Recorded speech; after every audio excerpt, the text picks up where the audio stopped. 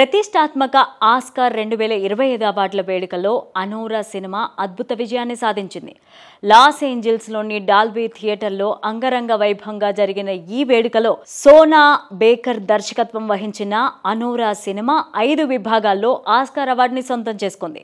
ఉత్తమ దర్శకుడు, ఉత్తమ చిత్రం, ఉత్తమ స్క్రీన్ ప్లే, ఉత్తమ ఎడిటింగ్ విభాగాల్లో అవార్డులను గెలుచుకుంది. భారీ బడ్జెట్ చిత్రాల మధ్య అనోరా సినిమా విభిన్న కథతో ప్రేక్షకులను ఆకట్టుకుంది. Red rocket, the Florida project లాంటి చిత్రాలతో ప్రేక్షకులను మెప్పించిన సోనా బేకర్ ఈసారి ఒక రొమాంటిక్ కామెడీ డ్రామా చిత్రం తీసుకొచ్చారు.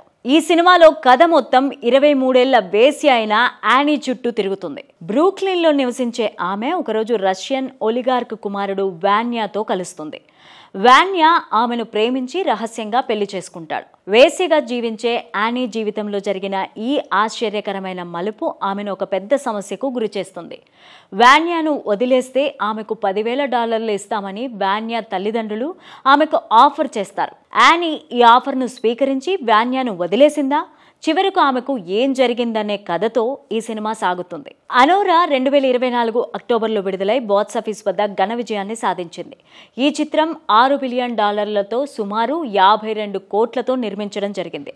కానీ బాక్సాఫీస్ వద్ద $41 బిలియన్ అంటే 358 కోట్లు వసూలు సాధించి రికార్డులు క్రియేట్ చేసింది.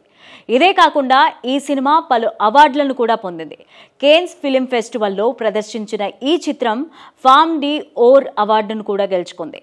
నేషనల్ బోర్డ్ ఆఫ్ రివ్యూ రూపొందించిన 10 అత్యుత్తమ చిత్రాల జాబితాలో ఈ సినిమా నిలిచింది. ప్రస్తుతం అనోరా చిత్రం Amazon prime, Apple TV plus వంటి ఓటీటీ ప్లాట్ఫామ్లపై స్ట్రీమింగ్ అవుతోంది.